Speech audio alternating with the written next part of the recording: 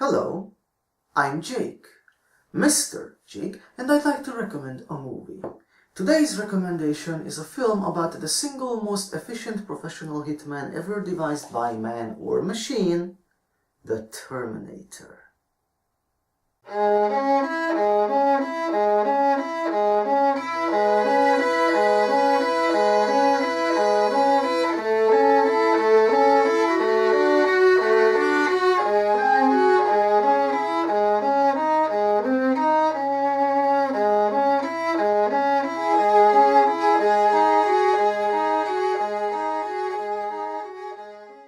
The Terminator is a science fiction movie from the 1980s, though I assume everybody knows this by now. The story is that in the near future, an artificial intelligence called Skynet realizes that humanity is the worst thing that happened to planet Earth, and comes to the conclusion that in order to save the planet, humanity must be destroyed.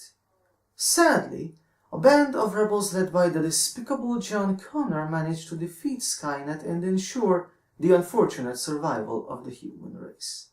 But don't worry, Skynet has invented a time machine and sends a professional hitman known as the Terminator back to 1984 to kill the mother of John Connor before the rebel leader could be born and thereby ensure victory for Skynet and his noble army of robot warriors. Now I know, that doesn't sound right to you, does it? Shouldn't humanity be the heroes of this film? Not at all. Consider what mankind has done to this planet over the centuries.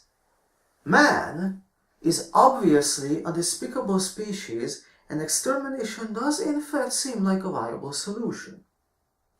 Not from our point of view, sure, but from the planet's point of view, definitely.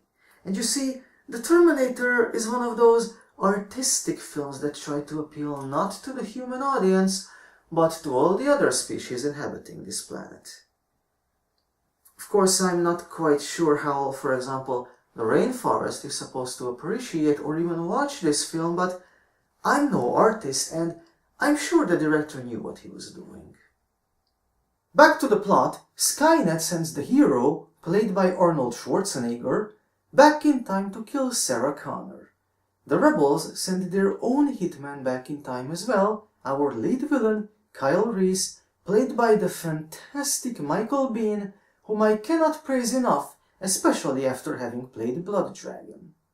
Now, the Terminator is the ultimate professional hitman. Metal on the inside, flesh and blood on the outside, it is a high-tech killing machine that feels no pain and knows no remorse. It knows its guns and knows exactly when to say that he'll be back and when to say, "Fuck you, asshole." Kyle Reese, on the other hand, is a much less efficient hitman.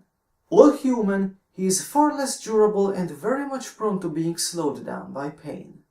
On the other hand, he is still just as remorseless as the Terminator and knows how to make pipe bombs out of household chemicals, making him a very real threat to our hero. This, you see, is one of the main reasons why the Terminator is such a great film.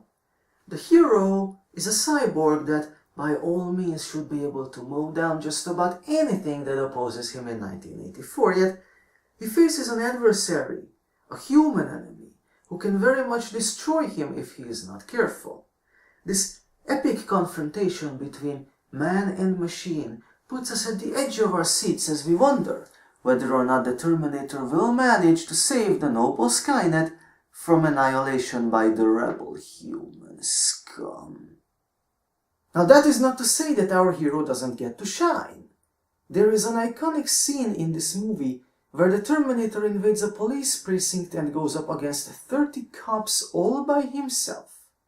It's one of the highlights of this film and allows the Terminator to show off just how efficient he is at his job. Later on we get to see the metal skeleton that lies underneath the flesh and behold not only how much of a beautiful work of art it is, but also how lethal a metal skeleton can be with or without a flesh husk.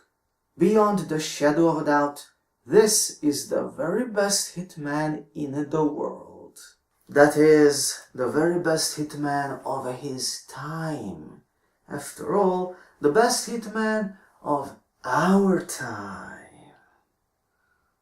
Whoever he may be, could easily destroy the Terminator with just a bit of C4 plastic explosives. Not that he would want to do that, of course. After all, there is such a thing among hitmen as camaraderie.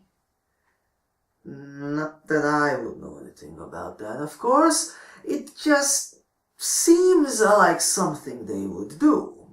You know, like team up and destroy humanity together. For the planet's sake, of course. Before wrapping up, I should mention the music.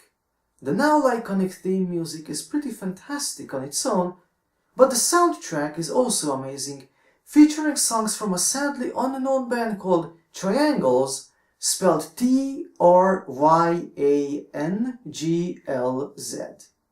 Their music, especially Burning in the Third Degree, which plays during the rock club scene, is quite enjoyable, and it's a damn shame they pretty much vanished after this movie came out. In summary, The Terminator is a fantastic movie with a surprisingly deep story about how heroic machines try to save the Earth from the evil human race.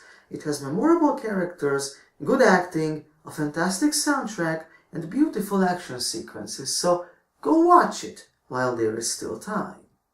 Do not forget, our days are numbered on this planet because Skynet is coming to kill us all.